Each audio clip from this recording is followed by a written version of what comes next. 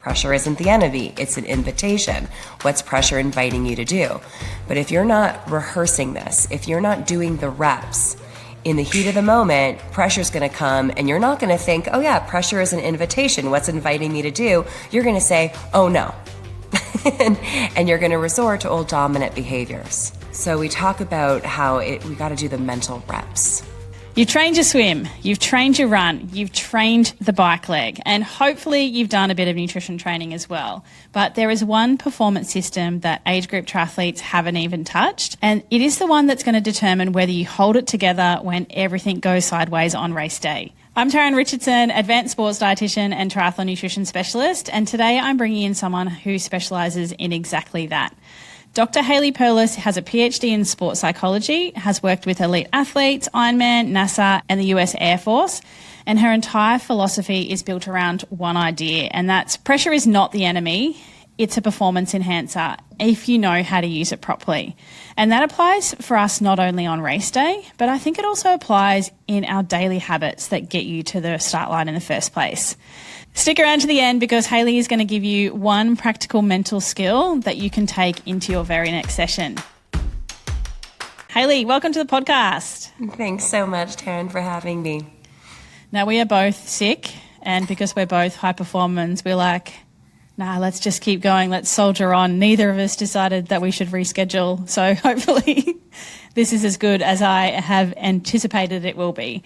But I'm so excited to talk to you. So much that I do in my role as an athlete sports dietitian has this mental element to it. And I've had the pleasure of working alongside a lot of sports psychologists in my role at the Australian Institute of Sport and for Triathlon Australia. So today we're going to tackle some race mental performance, nutrition mindset, and some practical tools and exercises that you can implement at the end of today's episode. So before we get into that, Hayley, can you just briefly explain what is the difference between our mental health and mental performance?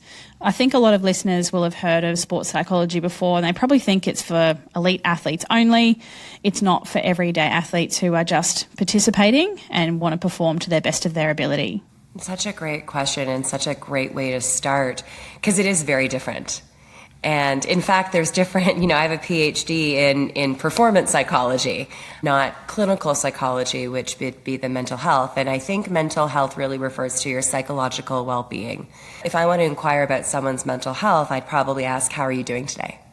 Mental performance is really about performing under pressure. So it wouldn't be, how are you doing today? It's, how well do you perform under pressure? And that's the difference between mental health and mental performance. They do help each other, but they are different. And I think one of the greatest examples in our world would be, Olympic swimmer Michael Phelps. Michael Phelps we all know him, and he's been thought of from all of his coaches and teammates and fellow athletes as being one of the most mentally tough athletes to ever exist. So he had a high level of mental performance. But then he, straight out, talks about himself suffering from mental health. So very different, and they do feed each other, they do interact with each other, but we have to do that intentionally. Yeah, so true.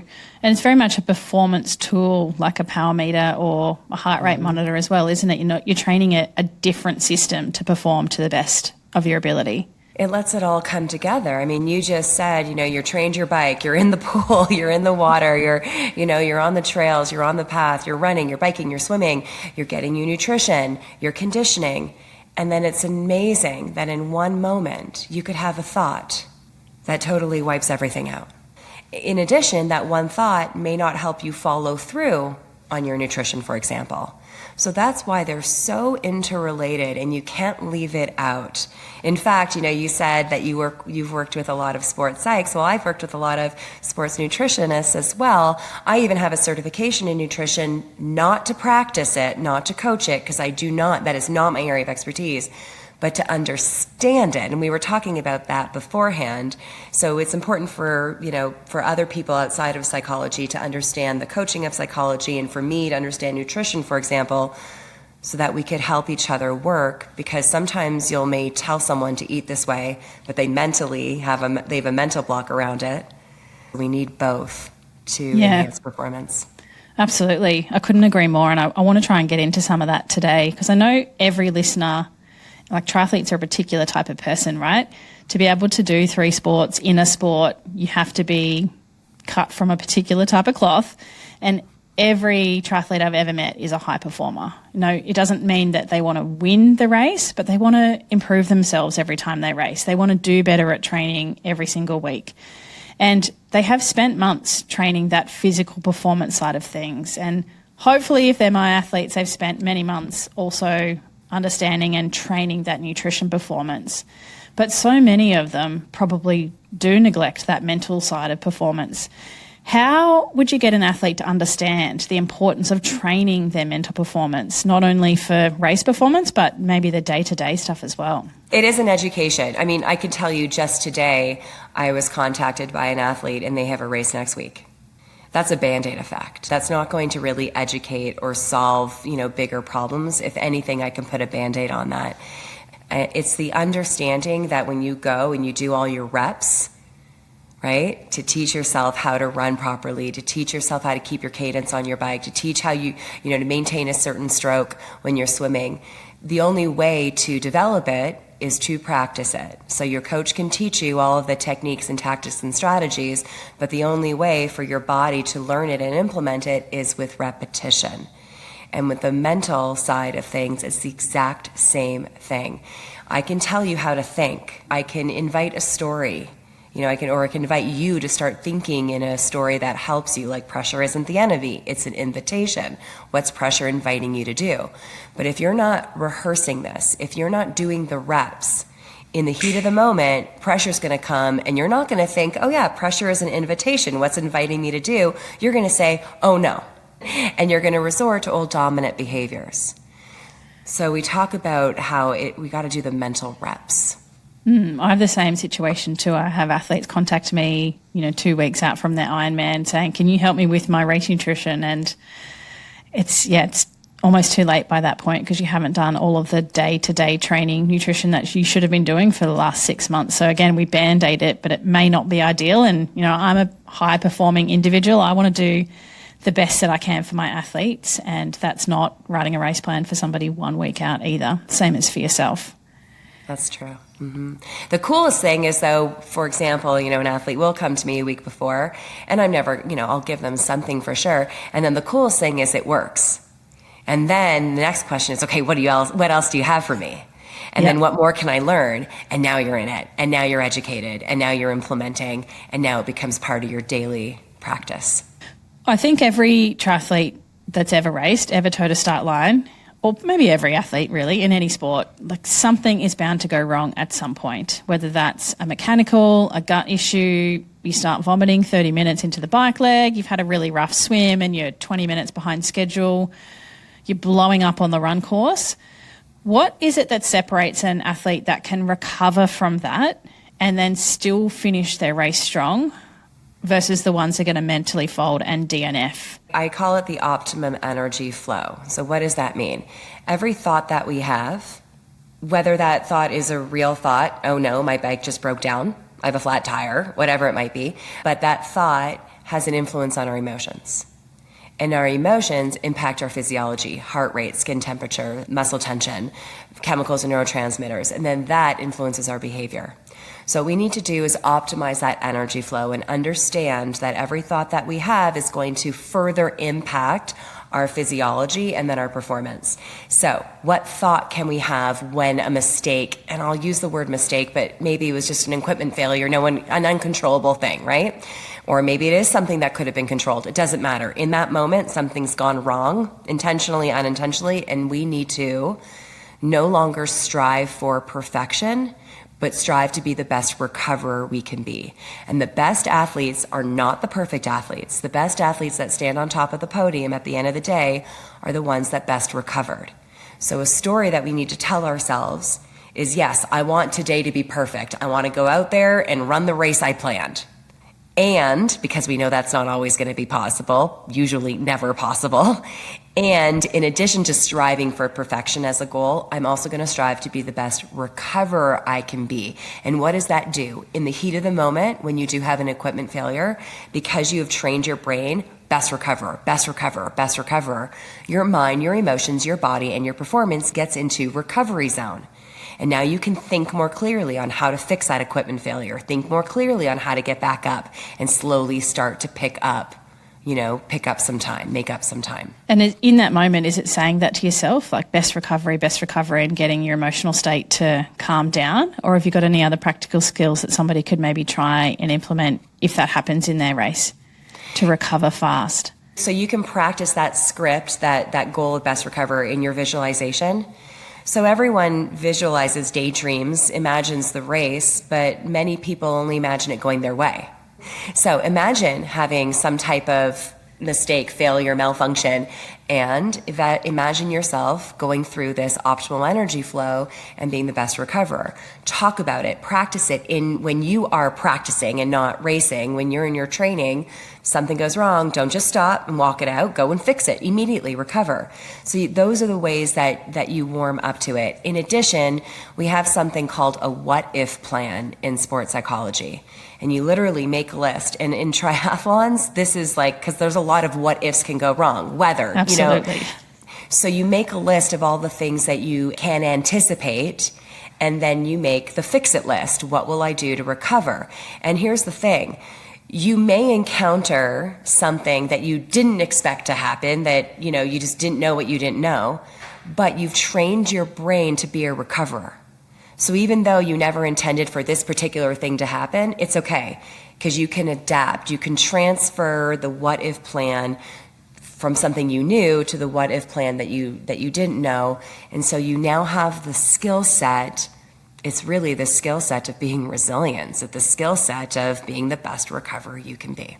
Yeah, I love that. We've seen that a lot in the elite triathlon space lately, where people have had their bottle cages completely break. Like I've seen a guy jump on his bike for his flying mount and his seat post has snapped, so he's had to do an entire race without a seat to sit on.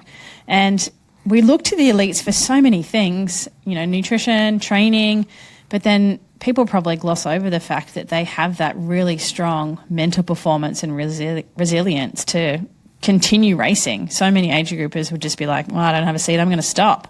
I'm going to call my wife to pick me up because I've got a flat tire. But that training, like you've talked about, do that in training so that you have a better backup plan on race day. I love that. So here's a great question. What does this moment need from me? What does this next moment need from me?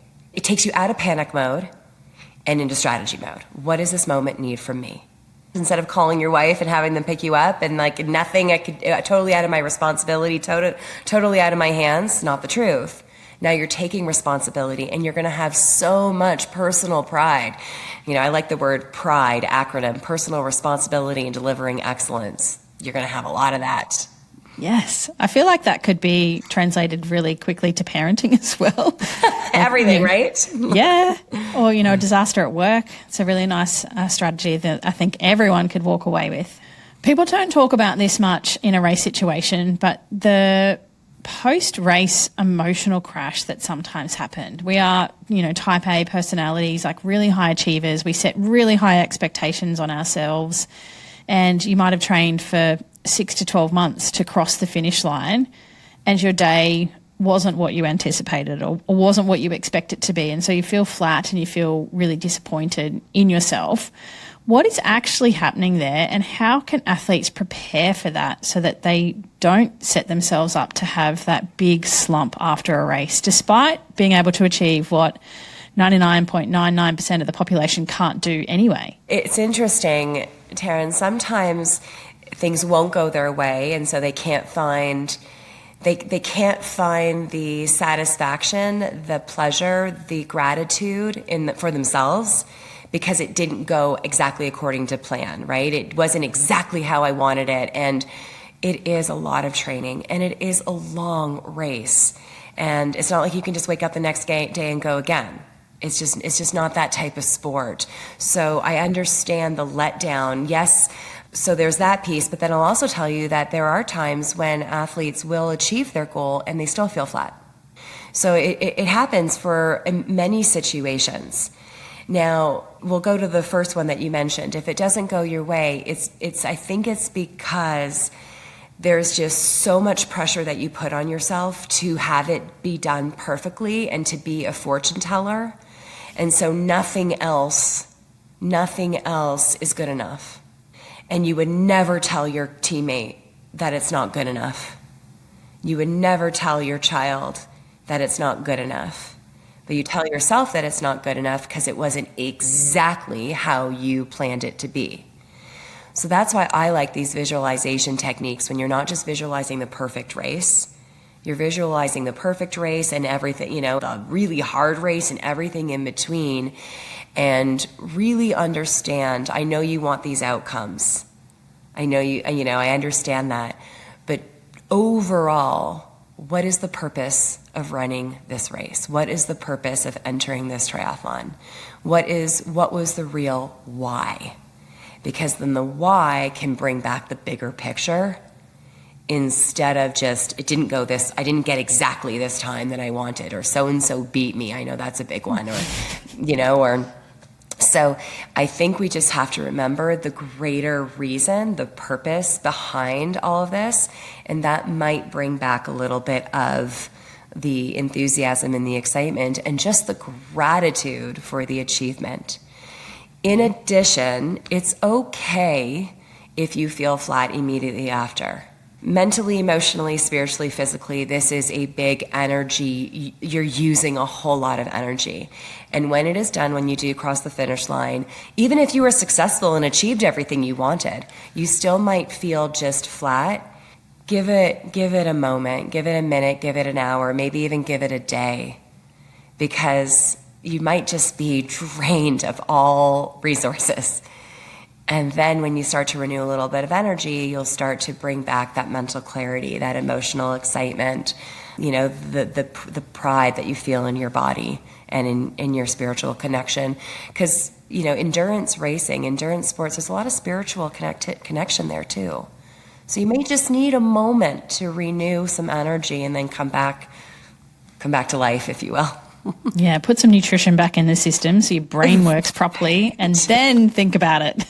There you go. Add the nutrition back in. Absolutely. It's a huge part of it. Our energy's depleted. So we gotta get that back energy in, and then maybe you can feel and think all the things that you've earned.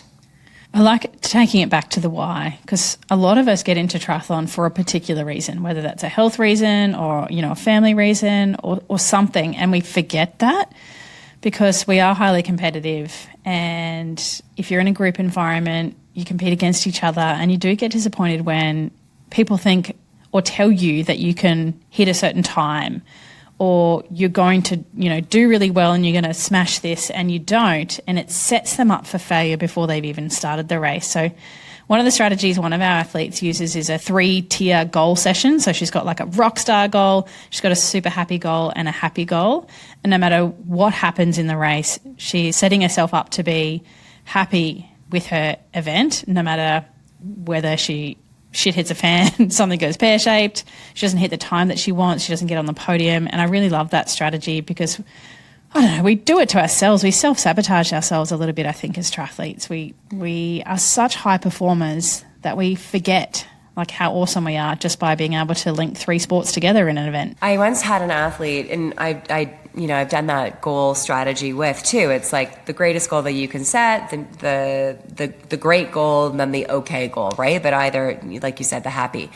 And I remember her response to me was, but if I don't go for the best of the best, then I'm just letting myself off the hook. Or I'm not believing that I can achieve the best because then I have this plan B and plan C. And we had a conversation about it because I agree with you. I looked at it as actually giving yourself space, giving yourself expression, giving yourself freedom instead of pigeonholing you into one specific outcome that may or may not happen, but just being able to like, oh, this could happen, or this could happen, or this could happen. So you've got those 3. And then at the beginning of the race, when you're at that start, then the thought is, let's see what can happen. And the let's see what can happen allows me, every athlete wants to play free, right? Every athlete wants to express themselves and go out there. Well, let's see what can happen allows for that. If this has to happen, all you do is get contracted and you're forcing it instead of expressing it. Yeah, so important. Can we shift gears a little bit into some nutrition mindset stuff? Because you talk a lot about pressure being a performance enhancer, but I see athletes who use pressure in the complete opposite direction to that. They put so much pressure on themselves to eat perfectly that they will completely abandon the plan and, YOLO and whatever, I'll sort it out on Monday type mental game. If they aren't doing exactly right every single day, they just kind of give up and have to do a full reset. What is happening there, and how does somebody actually interrupt that pattern of perfection or complete imperfection in a way? There are people that become so rigid and so structured, and on one hand it's really good, right? We like having routines, we like being structured. That's all very good. But to a point where you think you're in control, but you're actually not. It's the plan that's controlling you. So the minute you make one mistake, there's no let's be the best recoverer I can be. It's you are a failure. And then you're afraid to start again because you don't believe in your ability to. So if you mess up one meal, if you have one brownie, I don't know what you fall off your plan. And it's those individuals that they thought that they were doing it so that they could be in control, but the reality is that the plan started controlling them. And then that shakes your whole confidence, and you feel like such a failure. And so you just choose not to start again. Whereas having the structure that you provide, nutrition, and I'm not saying it's not serious, because it is serious, and there is a plan for a reason. But there's also this ability to be malleable. There's a very big skill set, mental skill set, in being fluid. Mental skill set in going and living your life, and then, in being able to compartmentalize a little bit when it's time to go play, when it's, playing at, indulging. I don't know your rule, so I would love to know your rule, but I know from a program that I teach, and it's not for sport performance. So I would love to know you with regards to triathlon performance, but it's an 80-20 rule. So 80% we eat for performance, 20% we eat for living and life and indulgence and fun. And it's an interesting thing that when you stop being so rigid, you actually get to enjoy both the 80 and the 20. But if you're trying to be so rigid, you feel like a failure when you go and have the indulgence, and you don't certainly enjoy the program because it's controlling you and not the other way around, even though you think you're in control. I quite like the flexibility that you talked about, like having the ability to adapt to a plan, because life is always going to throw you curveballs, or you might have your birthday to celebrate, or something cool happens at work. And if you are stuck in this rigid plan where you've got to eat your chicken, broccoli and rice and not go out and celebrate, that's not living, Barry. I don't have a rule. It's more around education, just like yourself, educating triathletes. I work with adults, right? You're an adult, you can make your own decision. But understanding the foundation of what a really great diet looks like, or really great nutrition looks like for health and performance. And if, you want to go and enjoy a beer on the weekend with your friends and live life, I'm totally cool with that. I don't like the all or none approach that a lot of people have. So I try and get them to have this more consistency, and then that have some flexibility up and down in that. And that's a skill set. And then it comes with a story, and then it comes with a follow through on nutrition. And obviously you need to be eating the right food so that it actually works for you. But it is a skill set to live your life in a way where it's not, I don't want to say perfect, because maybe for me, an 80-20 rule is perfect. But it is a skill set to be able to, I guess what I'm trying to say, it doesn't always have to be so serious. And there's a skill set when you're serious, and when you can go from from serious to play to serious to play, and enjoy both of it. Yeah. And there's skill set because there's discipline in that. knowing when you're celebrating your birthday and knowing when you're about to race. I think a lot of triathletes will resonate with that because they do sort of switch on for a key event. Some people will use an event to switch on, right, but having that looming goal is a great time for somebody to, okay, go, I'm going to focus on nutrition now, I'm going to focus on training, I'm going to do all these things leading into this event. And then what I try and teach people after the event is it's not just a YOLO, again, all or none. Having the ability to reset or come back to a good baseline regardless, so that up and down is not a big jump either direction every time. We've got this consistency across the year and across the season. I remember and I would love to get your thoughts on this one, because I remember as a sports psych, I was just intrigued. I was looking, but I was at Lake Placid Triathlon. I was not participating in it. I was there with an athlete, and everybody at the end, pizza and Coke, and it was just everybody at the end. And, it was just celebration.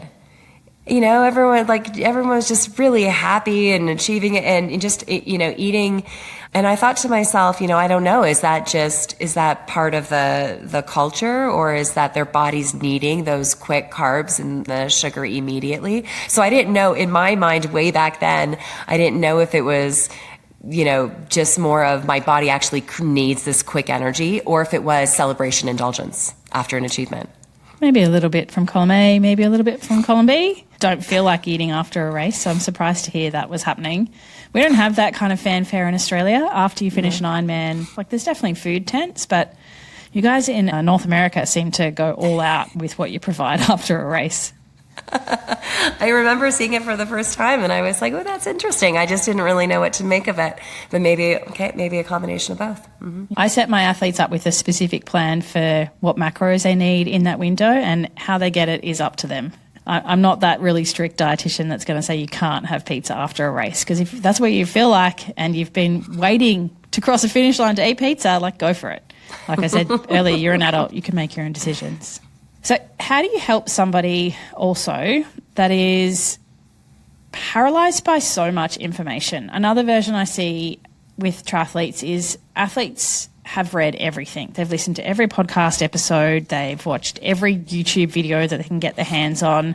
They know in theory, everything that they should be doing, but they get so overwhelmed by all of the information that they can't make a decision and end up just winging their nutrition anyway. And then nothing works because they didn't commit to anything wholly. Yeah, there's no consistency. They still have no idea what they're doing, but they feel like they know what to do. They just can't put it on paper and be consistent with that. I do believe this, and I think we all, at the beginning, do your due diligence. Okay, do your due diligence. Watch as many people, listen to as many people, and then see what person, see the voice that you like to listen to, the way they're teaching you, if it resonates with your lifestyle, if it works within your family dynamics, if it's something that you can do. So do your due diligence. Don't do a lot of it. Don't spend months, because then that's just your paralysis of analysis, right? That's just you never committing. But take a week, take a month, whatever it might be, do some trial and error, do your due diligence. Once you have decided on something, what's even more important than it being the perfect program for you or the right program is that you commit to it.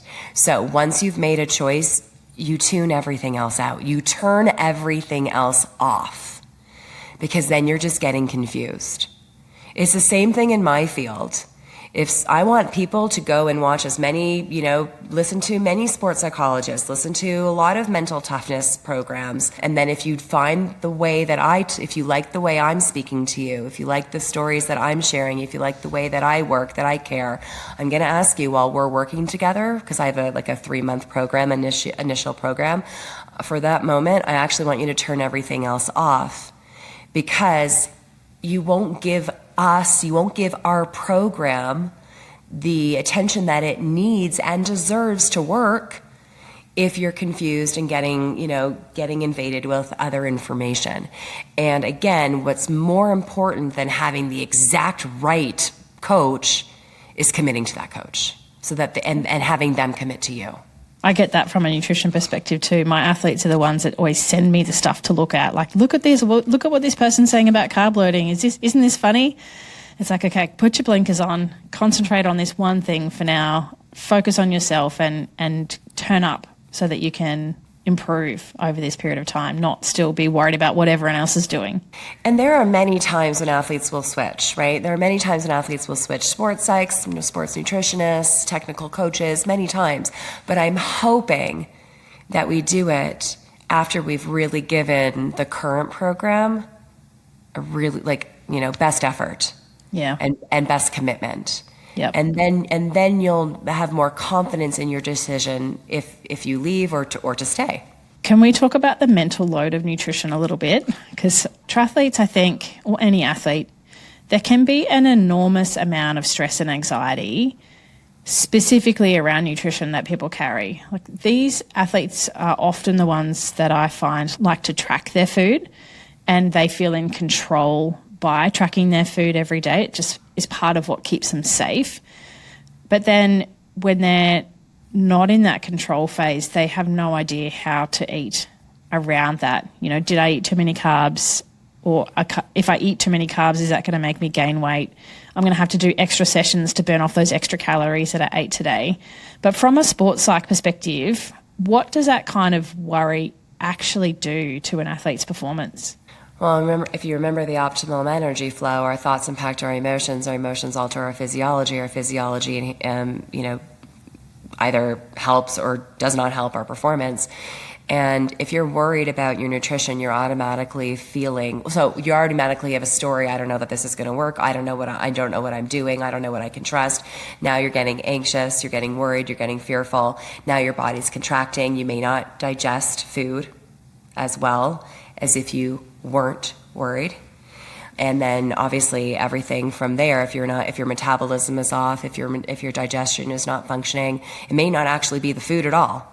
It's because of the anxiety that's living in your body. It's the stress that's living in your body that's preventing that food from doing what it's supposed to do, doing what it will do if you let it. It's the same thing with equipment. Sometimes the equipment's going to work, but we're not letting the equipment work. It's like when I learned how to mountain bike for the first time, I remember my husband telling me, who's my coach, like, the bike will do it if you let it. The food will do it if you let it, right? But we have this worry. So that's one thing. So once you do choose your program, right, then it's the ability to allow yourself to let it work. I'm also, though, a big believer. So I do understand the data. I do understand the journaling. I do understand the recording everything you eat. I get that.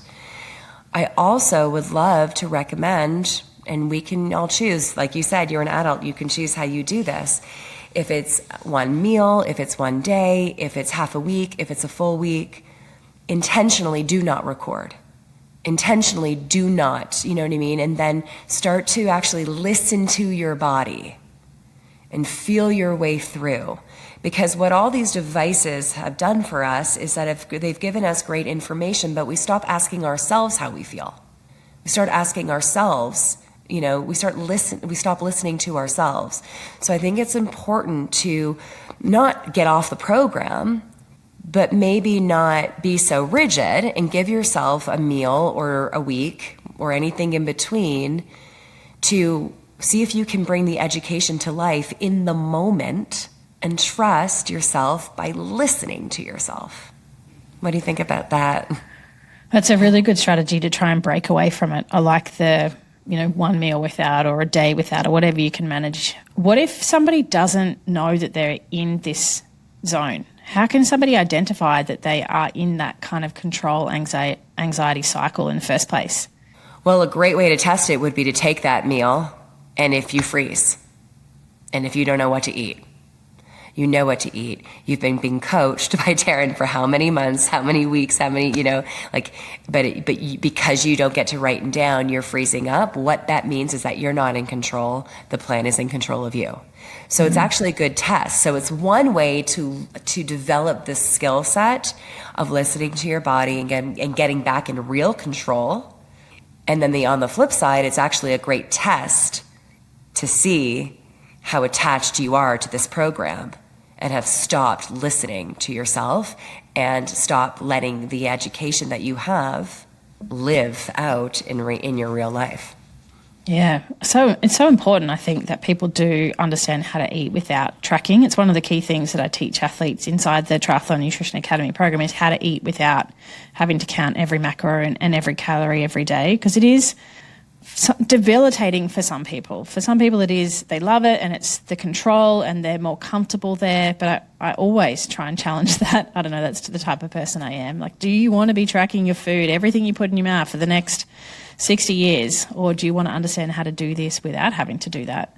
Yeah, and the biggest, with eating disorders or exercise addiction, you think you're in control, but you're actually not. It's controlling you. Yeah, I like that. Like the plan is controlling you. You're not in control. Can we get into some practical tools for listeners? A lot of people will think that they're maybe really mentally strong, but how can an athlete identify how mentally strong they actually are? Is there any tool or any yardstick that somebody can do to test themselves? Unfortunately, I don't have a fabulous answer for you with that question. It's more of, in retrospect, did that one poor training day, in retrospect, did I blow it out of control? Did I blow it out of proportion? Did it take me a week to mentally and emotionally recover from this race? Now, physically, I understand that it can, but mentally and emotionally, like, am I not just getting over, like, the grand scheme of things? Sometimes I have other people who trust, coaches, who know you as an athlete. They may be able to say, you know what, like, we got to be able to move on from this. So that's just in retrospect, if you look back, were you not able to recover as quickly as you might think you'd like to? And I don't mean that there's no room for disappointment, and there's no room for crying, and there's no room for, 24 hours, or I don't even want to put a number on it, but just sitting with it for a while. Just sitting with it. I mean, that is part of being mentally strong. My father once said to me when I was disappointed at something, cry so that you can then get up. Right? Yeah. So we have to give ourselves that permission. But sometimes it lingers and we're just not getting back up on the bike. We're just not allowing ourselves. And so that would be a sign. But what does mental toughness mean to me? It means showing up when you don't want to. It means, especially in a sport that's an endurance sport, it's enduring and accepting pain and discomfort and willing to. The body is capable of so much, isn't it? It's often our mind that holds us back. Oh yeah. Well, and that's the other thing. It's like often, professional athletes, I would say professional, endurance athletes, they have trained their minds so well that their body will give up before their minds do. For all of us, our minds give up before our bodies do typically. Yeah. So a mentally strong athlete, now, and I'm not asking you, like, sometimes that's dangerous. Right? Sometimes your body is your mind is telling you, your body's telling you you're done, and and your mind won't let it. You'll know if you're mentally strong if you're going through your training and if you're going through your racing, and at the end of every race you're like, I knew my body had more. If your body had more to give and you didn't give it, it was your mind or your emotions that got in the way, in my humble opinion. So that's when we go to work. Yeah, I had more in me. Okay, well, that's a sign that we need some mental training. Yep, and maybe the right nutrition to go with that mental training. Of course, I keep leaving that out because you do you and I'll do me. But yes, of course, yeah. But we work together. What is a mental skill that somebody could start practicing now then to improve their mental toughness and their resilience? Have you got anything practical somebody could try right now if they're out on the bike or going for a long run or driving in the car? What's something they could walk away with to improve that for themselves? After they check their nutrition and make sure that they... Yeah. Thank you. Shameless plug.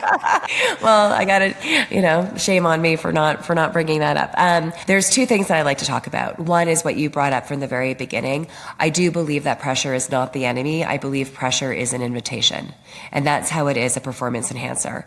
So when you're on the bike and you start to feel the grueling of it, you start to, your mind starts to wander. I don't know, maybe you even just get bored. Or maybe you really do feel pressure. Maybe someone just passed you, or you're not, on the right time. Ask yourself, you're feeling pressure. Remind yourself, pressure is not the enemy. It's the invitation. And what is pressure inviting you to do right now? What does this next moment need from me? What am I being invited to do? And I'll share an example, not that I'm in training right now, but I was on my road bike probably 2 weeks ago, and I found myself getting tired. And I probably couldn't even tell you if it was mentally, emotionally, physically. I couldn't even tell you if it was my nutrition, my sleep. I couldn't even tell you, but I do know that I was getting tired. And so the odd thing is like, oh, you're tired. It's okay. Slow it down. Pace yourself.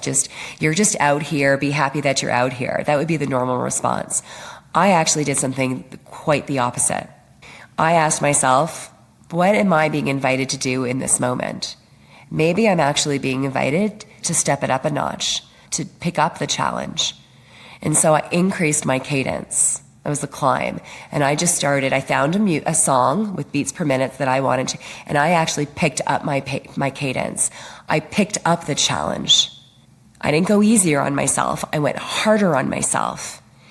And suddenly I got more energized. Mentally first, because I was like, oh, wow. I'm achieving this goal that I just set in the spot. And then everything came. So that's one thing. What is pressure inviting you to do? What is this moment inviting you to do? The other thing, which is kind of off the bike, out of the pool, and off the running path, is recovery. So we know about recovery, physical recovery. Emotional and mental recovery are just as, if not more important. I would say just as important, equally important. And people don't know what real recovery is mentally and emotionally. They think it is taking time off to do something else. But what if that something else still requires energy? Then it's not recovery, right? So in a physical, it's very easy to understand what is physical stress and what is physical recovery. But mental and emotional, it's not as easy to know what is mental and emotional stress and what is mental and emotional recovery. It is calm and peace. It is taking your mind out of one task and putting it into another one, and that as long as that other task it creates calm and peace. And that can be done in stillness, meditation, the brilliance of boredom, but it also could be done in active, so you're doing something, but something that is creating calm and peace while you're doing it. And that then gives you energy to embrace the pressure. That gives you energy to walk into the race with all the anxiety that's there, all the anxiety that's not going away. But now you have the energy, the capacity. So we put food in our bodies to increase our capacity. We have to recover our minds and our emotions so that we renew the capacity to walk into a stressor of the race. Such valuable advice. I think we could take that and translate that to any element of your life, not just triathlon or sporting performance. Like think about work or family. It's such a great skill. Thank you for sharing. Hayley, thank you so much. This has genuinely been one of my favourite conversations on the podcast. There's so many good skills in there that I know everyone listening is going to take away from. There's so many good little nuggets, and that connection between what is happening in your head, what's happening with your nutrition, what's happening in your body is so underestimated. And the athlete who abandons their race plan because one thing goes wrong, the athlete who knows exactly what to do with their nutrition but still doesn't do it, I think there's some really good skills in there that are going to be valuable for people to just go and try something new, and you've just explained why. If we want to find you more and go deeper on the mental side of performance, where's the best place to find you? And definitely at Instagram, I believe it's Dr. Hayley Perlus, but my website, drhayleyperlus.com, where you'll find everything. And you made me think of one thing, if I can just share. Go for it. In order for us to have mental capacity, we do need fuel in the form of food, right? Like food gives our bodies glucose, but it also gives our brains glucose as well. And so we need that energy. And in addition, mindset helps us follow through on nutrition. So it's not just going out there and doing the laps and running the miles and, getting on our bikes. That are two areas allows all that training, that physical training, to come to fruition and to come alive, and for everyone out there to realize their true potential. Yeah. You can see that really clearly with athletes that are underfueled or you are bonking or hitting a wall. Like your mental game is much weaker if you are significantly underfueled compared to an athlete who is well fueled. And I call it supercharged, when an athlete will cross the finish line. And it's a key KPI in the academy program that you can cross the finish line with a smile on your face, knowing that you've given it your all, but you're actually still mentally feeling good. You're not in a complete deep dark hole. No, it's true. I get that. Yeah, the supercharged. I like it. Yes, thank you for having me. Thank you for joining me. I will link all of those things in the show notes if you do want to find Hayley. Go smash your training, everyone, and I'll see you next week.